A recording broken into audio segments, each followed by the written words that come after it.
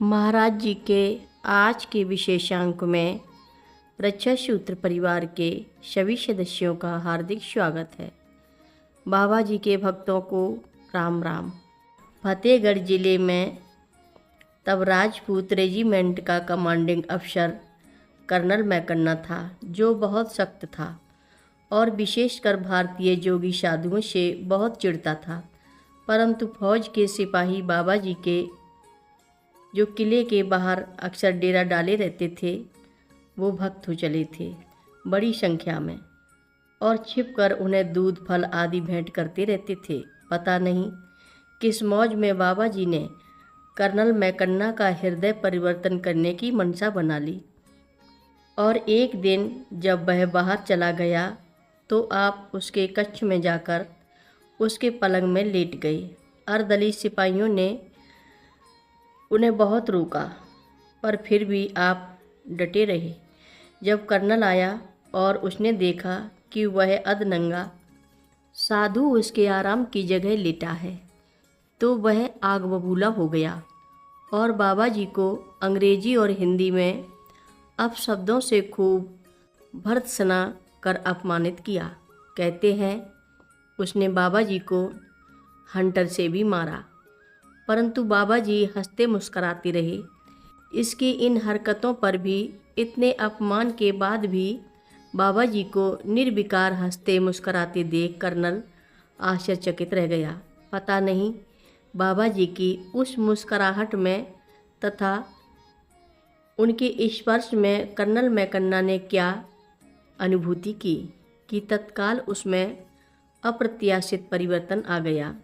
उसने बाबा जी से क्षमा मांगी और उनके लिए दूध फल मंगाकर अर्पण किए। साथ में हुक्म भी दे दिया कि बाबा जी को किले के अंदर आने दिया जाए और उन्हें फौज की तरह से दूध फल भी अर्पण किए जाएं। इस घटना के बाद वह आजीवन तन मन से बाबा जी का भक्त हो गया। मैकन्ना पहला विदेशी भक्त बना था बाबा जी का।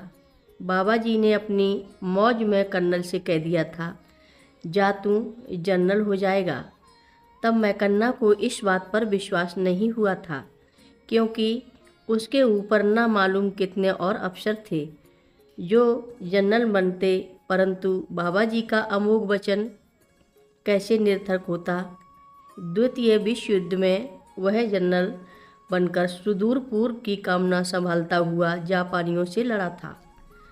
अपनी कमान संभाले जब वह अपनी फौज लेकर ट्रेन से सुदूर पूर्व जाते समय इलाहाबाद स्टेशन पर रुका, तो त्रिकारदर्शी बाबा जी भी उसी समय आकर ही इलाहाबाद स्टेशन के प्लेटफार्म पर विराज गई और गाड़ी छूटने के कुछ ही मिनटों पूर्व मैकन्ना की दृष्टि को अपनी ओर आकर्षित कर लिया। तभी वह बाबा जी को पहचान गया, उनके पास दौड़ा दौड़ा आ गया और बिना हिचकिचाहट के बाबा जी के श्री चरणों में नतमस्तक हो गया। उसके द्वारा अपनी स्थिति बताने के पूर्व भी महाराज जी बोल उठे, जा जा तेरी गाड़ी जा रही है, जा तुझे कुछ नहीं होगा। बाबा जी के इस अमोघ आशीर्वाद के फलस्वरूप उस महायुद्ध में बड़े पैमाने पर नरसंहार के बावजूद और ब्रिटिश फौज के प्रारंभ में बुरी तरह हार जाने पर भी मैकन्ना युद्धोपरांत सकुशल इंग्लैंड लौट गया। इंग्लैंड लौटने के पूर्व सुदूर पूर्व के युद्ध में विजय पाए एवं सकुशल लौटे जनरल मैकन्ना की नियुक्ति अब मध्य पूर्व के युद्ध में हो गई।